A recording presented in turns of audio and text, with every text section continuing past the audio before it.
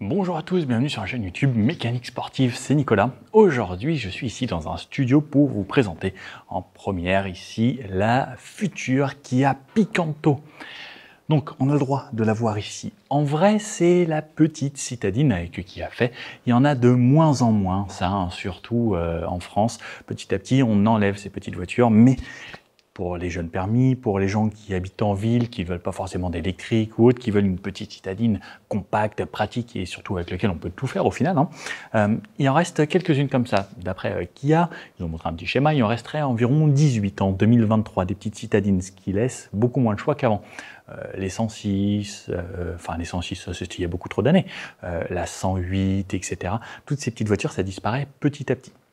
Donc je trouve ça assez intéressant quand même de continuer à avoir ce genre de modèle. N'hésitez pas à me dire ce que vous en pensez. Personnellement, moi je roule dans une petite voiture compacte au quotidien, je trouve qu'il n'y a rien de mieux pour la ville. J'ai pas besoin d'un grand coffre, effectivement si on est tout seul ou si on est juste en couple, pas besoin d'avoir un gros SUV. Ça reste l'idéal, ça consomme très peu, ça coûte moins cher, ça a des plus petits trous, des plus petits freins, etc. Donc d'un côté, c'est plus efficient également qu'un gros SUV hybride par exemple. D'ailleurs, sur cette voiture, pas d'hybridation. Donc comme d'habitude, je vous emmène faire le tour de l'auto. On parle des motorisations, des caractéristiques, etc.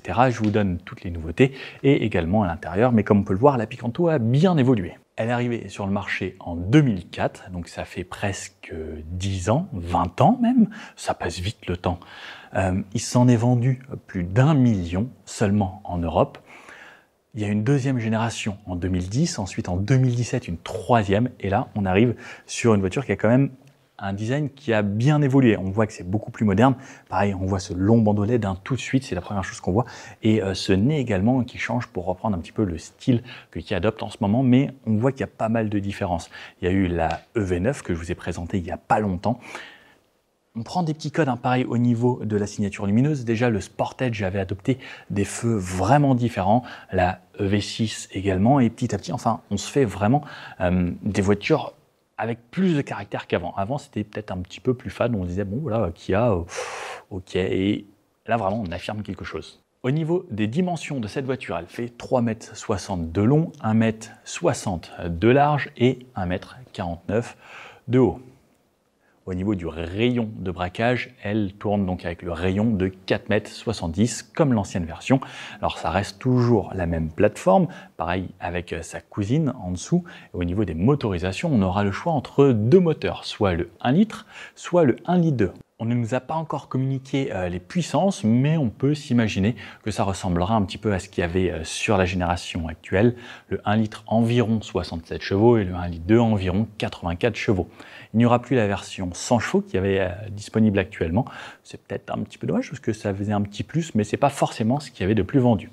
Elle sera à chaque fois disponible en boîte manuelle 5 rapports pour les deux moteurs et également en boîte robotisée 5 rapports. Boîte robotisée, c'est ils gardent le même moteur, la même boîte, ils ajoutent un moteur qui gère lui-même l'embrayage et ensuite qui passe les rapports un petit peu comme si vous le faisiez à la main avec votre pied, mais c'est fait automatiquement, donc ça en fait une boîte automatique. Actuellement, aujourd'hui, je vous la présente en mode GT. Il y aura différentes finitions, mais on ne sait pas encore toute la gamme qu'il y aura. Au niveau des intérieurs, on aura le choix entre 4 intérieurs différents. Au niveau des couleurs, 9 couleurs seront disponibles, dont 4 couleurs spécifiques qui viennent d'arriver sur cette voiture. Celui-ci ressemble un petit peu au vert également de la Sportage. Il s'appelle d'ailleurs le vert lichen. Il y aura ensuite le bleu azur, le bleu de Nîmes et le rouge gonaline qui sont les nouvelles couleurs qui apparaîtront sur cette Picanto dans les villes. Et à l'intérieur, donc je vous disais des packs différents, 4 intérieurs différents, mais on aura également 2 nouvelles couleurs pour les intérieurs. Aujourd'hui, on a une finition un peu grise, noire, mais on pourra avoir des sièges en tissu vert ou en tissu marron pour amener un petit peu plus de couleurs. Si vous suivez bien la chaîne, vous savez que moi, j'aime quand c'est coloré, surtout pour une petite citadine, c'est une voiture qu'on va utiliser tous les jours ou aller se balader, et j'ai besoin d'un petit peu de peps. Sur l'avant, pas mal de changements, vraiment, il y a quasiment rien de pareil. Donc là, on est sur une finition GT Line qui est la version haut de gamme. Donc, on aura le bandeau LED qui partira d'ici, qui s'arrête là, et ensuite qui reprend cette partie centrale, qui revient se fondre dans le feu là-bas. Donc, de phare à phare, on a ce bandeau lumineux ici en LED. On a des phares full LED ici, les clignotants également. Ce ne sera pas le cas sur toutes les versions. Les entrées de gamme n'auront pas forcément du LED. À voir en 2024, quand cette voiture arrivera pour la France, ce qui a été choisi. Après, ça, c'est selon les pays. On a les clignotants qui sont intégrés ici avec tous ces petites barres lumineuses. 3 optiques montées les unes au-dessus des autres. C'est plutôt sympa, ça donne du style. Et ensuite, une calandre très verticale, surtout quand on est sur le côté. Comme vous pouvez le voir là, c'est vraiment très droit. On a juste un petit décalage ensuite sur le haut. Ils appellent ça le tiger nose parce que c'est comme, vous savez, le bout du tigre ou du chat, là, avec son petit museau au bout. Et ça vient vraiment à fleur et ensuite ça redescend. On peut voir pas mal d'éléments ici. Alors, c'est pas forcément réellement aérodynamique, c'est surtout pour le style. Souvent, vous savez, on a les petites entrées d'air qui rentrent ici et qui viennent là sur les côtés. Donc là, on ne fait pas exception, toujours pour gagner un petit peu au niveau des consommations et pour le CX. Donc comme c'est une voiture assez droite, on a quand même des petites entrées d'air ici. Ensuite, tout le reste ici, c'est factice, c'est juste pour la déco. Ensuite, on a une entrée à cet endroit-là avec un capteur, puisqu'on a quand même beaucoup d'aide à la conduite. On a les éléments de sécurité, freinage d'urgence, etc. Les angles morts lorsqu'on va reculer. Tout ça, c'est des petites choses qui maintenant se font de plus en plus sur les voitures et qui deviennent quasiment obligatoires. La plaque à l'avant, pas de caméra 360, on a quand même une caméra de recul à l'arrière. Une lame très sympathique en noir et en dessous, donc on a juste une partie plastique pour abaisser un petit peu toute cette voiture, à la rendre un peu plus jolie en même temps et la poser un poil plus, mais également ça joue sur l'aérodynamique, donc on a une petite lame plastique. Elle est positionnée pas très haute, mais on a quand même une garde au sol de 14,1 cm. Sous ce petit capot, comme je vous disais, le choix entre 2 motorisations, il y aura le 1 litre et le 1 litre 2. Sur le côté, donc 3,60 m, on peut le voir, c'est vraiment assez court, voiture à citadine, segment A, il faut que ce soit facile à garer, donc assez compact. Pareil, on voit sur l'arrière là, c'est très droit ici, c'est très droit devant, vraiment une petite boîte où on a compacté à l'intérieur, on verra ensuite l'espace qu'il y a à l'intérieur. On a des nouvelles jantes, par exemple donc cette finition diamantée qui sera disponible seulement sur la GT Line. Et au niveau de la taille, on aura du 14, 15 ou 16 pouces. Celles-ci sont spécifiques à cette version. Au niveau du freinage, on a 4 freins à disque à l'avant comme à l'arrière. Au niveau des pneus, on peut voir que c'est un profil plutôt bas puisqu'on a du 16 pouces. Donc ce qu'il faut savoir, c'est plus vous prenez des tailles de jantes petites, plus le profil du pneu sera haut, plus ce sera confortable. Hâte d'essayer cette voiture sur la route directement. Je n'ai pas encore essayé la Picanto, la version actuelle, ou qu'on appellera bientôt l'ancien modèle, pour voir ce que ça donne. Mais à ce qui paraît, la direction est assez sensible et assez vive, ce qui permet d'avoir une voiture très maniable. Le fait aussi d'avoir un rayon de braquage de 4,70 m, ça doit jouer pas mal, parce que le but de ces autos, pareil on peut voir l'empattement est assez grand et les roues sont assez aux extrémités, c'est de pouvoir braquer facilement. De ce côté-là, on retrouve la trappe à essence où on pourra mettre 35 litres d'essence. Petite voiture, petite consommation, mais également petit réservoir. On retrouve quand même les vitres arrière surteintées comme la lunette arrière. On voit un tout petit béquet ici qui vient se fondre gentiment et une antenne requin, ce qui est plutôt sympa sur ces voitures. On peut avoir la clé avec le keyless, donc j'appuie sur le bouton ici, ça me verrouille la voiture lorsque je sors ou que je rentre. Les anciennes versions, la ligne du bas était rouge. Pour rendre la voiture un petit peu plus moderne et un petit peu plus sportive, il y a beaucoup de black pack maintenant sur toutes les voitures, que ce soit même des entrées de gamme comme celle-ci ou des beaucoup plus haut de gamme, enfin pas entrée de gamme mais plus accessibles sur des petites citadines, mais même des voitures très chères. Le noir, c'est vraiment le côté qui différencie les voitures. À l'époque, c'était plus le chrome. Après, il y a eu un petit peu de couleur. On garde quand même une ligne ici chromée sous tout le bas des vitres. Ensuite, on arrive sur des parties noires, des parties mates. Donc, c'est une peinture mate. On ne voit pas les caoutchoucs comme certaines marques. C'est quand même mieux fini que certaines où toute cette partie est en caoutchouc. Les rétroviseurs, ici, ils sont en biton avec le répétiteur à cet endroit-là. Et on a quand même l'affichage d'angle mort dans les rétroviseurs. À l'arrière, pareil. Signature lumineuse très marquante. On peut voir presque un bandeau. On aurait peut-être pu faire comme à l'avant, les faire se rejoindre. Donc, on a décidé de bien distinguer ces côtés par une nouvelle signature lumineuse. Sur cette voiture, on retrouve le nouveau logo qu'il y a ici en plein centre avec le Picanto et la finition GT Line de ce côté-là. Fenêtre pareil, assez droite, comme je vous disais, c'est capteur de parking sur les côtés. La caméra est intégrée ici au-dessus du Kia. Alors, la poignée avant était en bas, maintenant elle est située ici. Ne pas se tromper, en plein milieu il y aura la caméra et c'est sur le côté qu'on pourra ouvrir le coffre. Comme c'est une finition GT Line, donc tout est peint jusqu'en bas, on a un petit diffuseur également en noir. L'échappement est bien caché juste en dessous ici. Support de plaque, des petits réflecteurs sur les côtés. Les clignotants cette fois-ci sont remontés plus haut parce que je sais qu'il y en a beaucoup qui disent que chez Kia et chez ses cousines, les clignotants sont souvent mis en bas, c'est vrai. Pour certains, on dit qu'on les voit moins, mais à vous de ne pas vous approcher non plus jusqu'à là. Au niveau du coffre, donc si je vous l'ouvre, on a un volume dans ce coffre de 255 litres. On a une partie modulable où je peux pouvoir le baisser. À ce moment-là, j'ai 255 litres ou sinon je l'ai en deux parties. Pareil pour la banquette arrière, elle est rabattable en 2 tiers, 1 tiers avec les fixations top taser et isofix sur les deux côtés. Petite plage arrière ici en rigide. On retrouve des petits supports de sacs de chaque côté pour lorsqu'on va faire ses courses, pouvoir accrocher ses sacs et faire en sorte qu'ils ne se renversent pas dans le coffre. Et 255 litres. Est-ce que ça rentre? Alors, hop. Je vais peut-être pas pouvoir ressortir. Peut-être falloir demander de l'aide ensuite. Bon, 255 litres. Si le Nico rentre là-dedans, ça passe. Oups.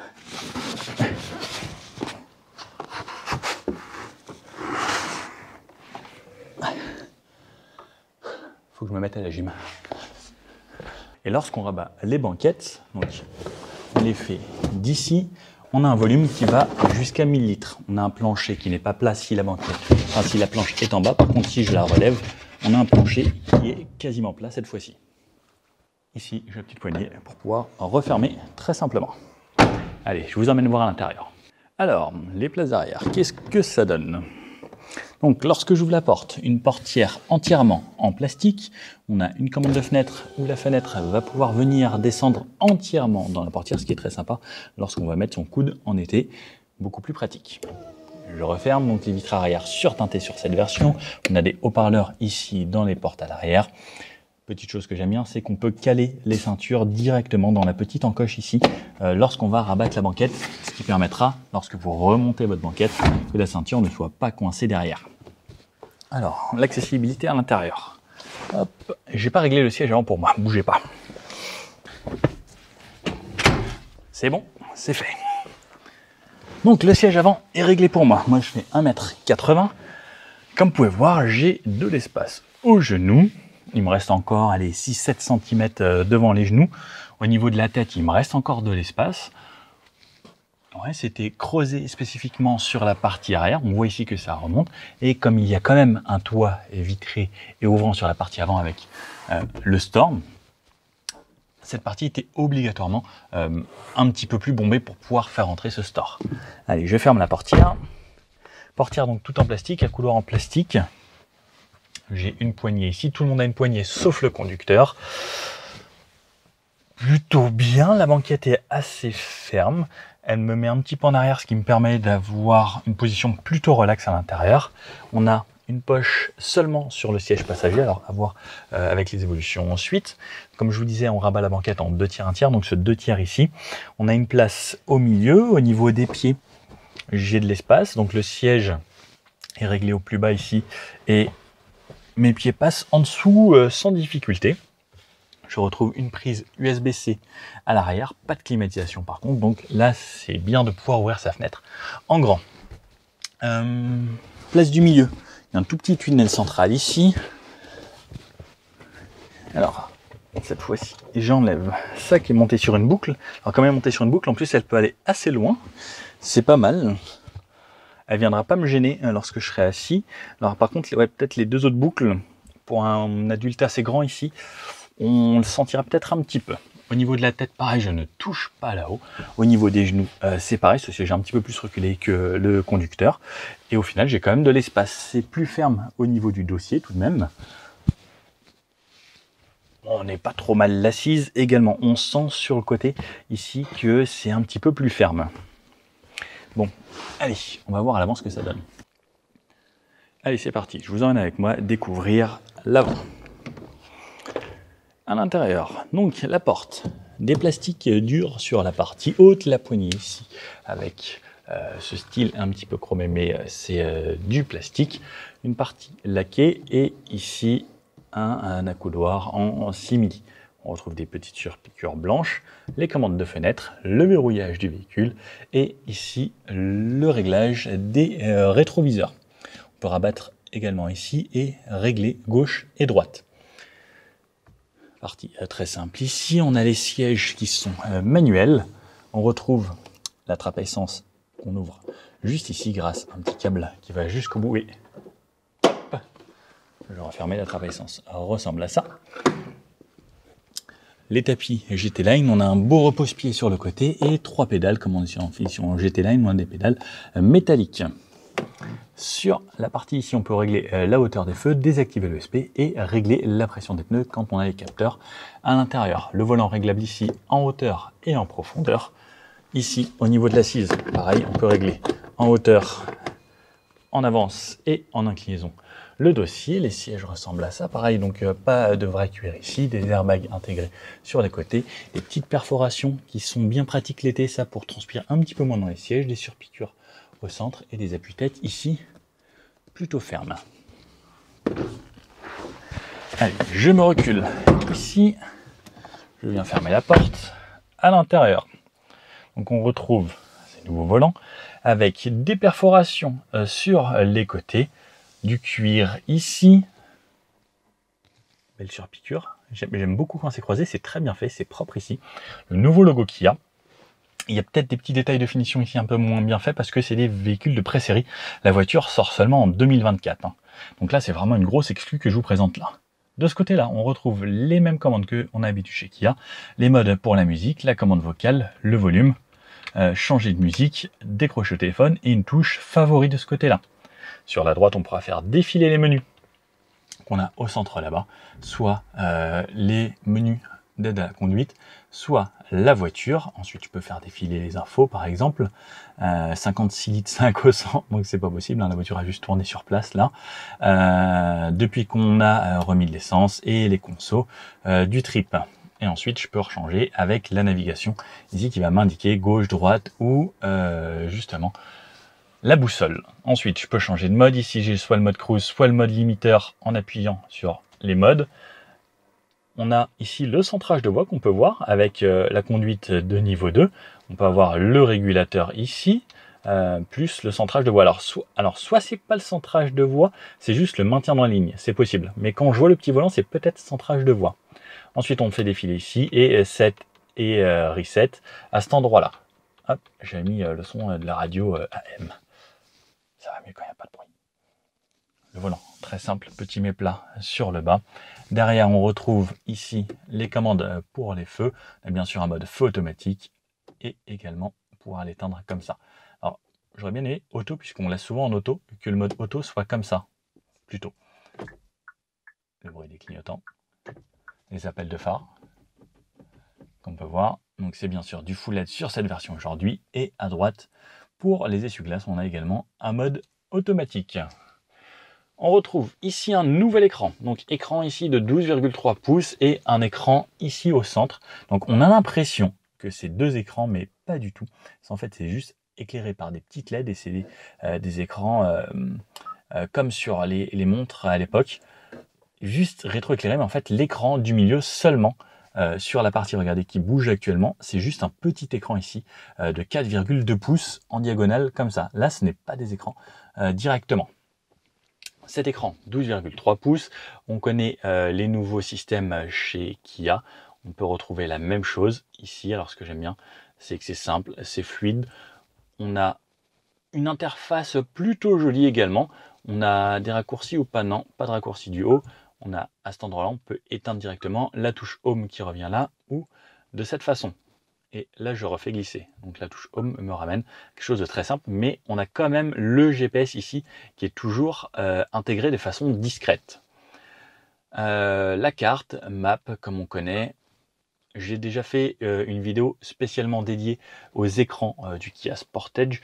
Si vous voulez voir, ça ressemble beaucoup à ça, sauf que là, il y a un petit peu moins d'options. Ensuite, on a les réglages de la voiture et autres. On a bien sûr l'Android Auto et l'Apple CarPlay. Alors la batterie discharge, c'est parce que voilà, c'est une voiture de démo. Hein. Vous inquiétez pas pour ça.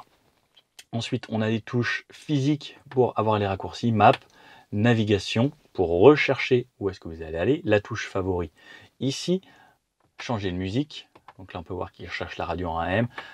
avoir le raccourci radio. Alors ça, j'adore, je rêve d'avoir un réveil comme ça en réel, c'est juste trop beau. Média, si je veux le DAB, le FM, le AM, les sons de la nature, ça c'est toujours marrant chez Kia. Et setup, je vais pouvoir avoir mon raccourci réglage. Ici, on a le volume du son de ce côté-là, et de ce côté-là, on va changer les fréquences, ou l'inverse, le volume du son de ce côté-là, et les fréquences de ce côté-là. Comme vous pouvez voir, ça bouge en haut à droite. Ensuite, on a climatisation, les aérateurs. Alors j'aime bien ce petit côté où vous voyez, c'est intégré ici avec ça au milieu. Ça ne tourne pas, c'est juste pour monter et descendre. Touche warning en plein centre. On a une petite barre qui fait traversée de l'habitacle, qui ne revient pas de ce côté-là, qui reste juste en plein centre. On a deux aérateurs en verticaux sur les extrémités et horizontaux ici au milieu. Pour la climatisation, alors je pense pas... Ah si, elle fonctionne, impeccable. Climatisation ici que je peux activer. Donc le AC, la vitesse de ventilation de ce côté-là, la température de ce côté-là. Donc elle va de 27 degrés à 17 degrés. Ensuite, je peux avoir le désembuage ici, désembuage arrière ici, où est-ce que je veux me faire ventiler, désactiver la clim, le recyclage d'air. Un petit peu plus bas, on retrouve deux ports USB, l'USB type A en plein centre, l'USB type C en rechargement rapide. Sur la droite, la clé ressemble à ça. Elle est toute légère, c'est très sympa. Par contre, j'aime beaucoup, bravo Kia, d'avoir fait un effort sur une nouvelle clé. Beaucoup de marques ne le font pas, même des voitures à 100 000 € ont des clés ridicules. Avec le nouveau logo Kia ici, verrouillage et ouverture de coffre. Très très sympa, j'aime beaucoup. Qu'est-ce que vous en pensez? Franchement, bien joué Kia pour une clé. Chargeur par induction, ici on retrouve ça, comme on a souvent sur des voitures un petit peu plus haut de gamme, les porte-gobelets comme ça, donc qui bougent. Donc soit ça me fait un espace de rangement plus grand, soit je peux séparer un ou deux porte-gobelets. Hop, et je peux les rabattre de ce côté-là. On peut voir comme on est sur une version GT Line également, siège chauffant sur deux positions, désactiver le start and stop, et j'ai même le volant chauffant ici si je souhaite. La boîte de vitesse 5 rapports. Alors l'embrayage, l'embrayage est très agréable, il est très doux. Regardez, j'appuie vraiment du bout du pied sans forcer. Ça c'est une bonne chose également pour une voiture citadine. Première, le débattement est assez grand, mais ça passe bien. On sent que ça verrouille bien. Et la marche arrière, là-bas, il faut appuyer, tirer, non, juste forcer. Caméra de recul, donc là ça s'allume en blanc parce que derrière tout est blanc. Je peux pas vous donner vraiment la qualité, mais ça n'a pas l'air waouh quand on voit les pixels ici. Bon, on a quand même une caméra de recul qui s'y est mise. Le frein à main, donc un vrai frein à main. Donc quand on a ce genre de frein à main, on peut pas avoir d'auto-hold malheureusement. Un bac de rangement supplémentaire pour une petite citadine. Avoir beaucoup de rangement, c'est pratique, donc on en a là, on en a là. On a également sous ce petit accoudoir, hop, on peut rentrer une main, donc bon, c'est pas gigantesque, mais il y a quand même du rangement. Et cet accoudoir ici qui coulisse. Alors, je sais pas comment il coulisse, comment j'ai fait ça. Voilà, ok, je tire sur un petit peu. Je vous remontre les sièges. Quand on remonte plus haut, donc cette partie ici avec le petit toit ouvrant. Hop, je vais vous l'ouvrir. Je trouve ça plus sympa quand c'est ouvert. Et voilà. Et là, je peux ressortir dans ce beau petit studio. Ouh, la belle voiture. Sur le haut, ici, donc on a de ce côté-là, regardez, pas d'éclairage, mais attention, de ce côté-là, vous êtes prêts et prêtes? Éclairage. Sur le côté, plus une sorte de ring light. Alors ça pour se maquiller ou pour s'admirer, rien de mieux. Sur les côtés, plus celui-ci, c'est vraiment le top niveau éclairage. Je crois que c'est la première fois que je vois ça avec autant d'éclairage. Souvent, il y a un côté, deux côtés, au-dessus, mais là, je n'avais jamais eu. Bravo Kia. Hop. Le rétroviseur ici, central de base avec le basculement ici, le mode jour-nuit. La partie ici pour refermer et également les LED de ce côté-là. Alors, des LED, pas des LED, excusez-moi, des ampoules ici qui sont jaunes. L'habitacle sur la partie haute, c'est plastique dur, plastique dur. Une boîte à gants ici. On pourra mettre, je pense, qu'une bouteille 1,5 litre rentre ici. On a la place, hop, voilà, le manuel qu'ils ont quand même mis. Et voilà, dans la portière, on a un petit rangement également. Et normalement, vous savez tout sur cette voiture à partir de maintenant. Bon, cette nouvelle Picanto, n'hésitez pas à me dire ce que vous en pensez. Moi, je trouve ça quand même bien que des marques continuent à faire des petites citadines parce que je trouve ça pas forcément très bien de faire que des grosses voitures, des gros SUV. Alors c'est bien, il y a des personnes qui en ont besoin, mais il y a des personnes qui n'en ont pas besoin. Et je trouve ça un petit peu dommage pour toutes les autres marques qui m'écoutent que vous arrêtiez de faire des petites voitures légères qui consomment peu, qui coûtent moins cher.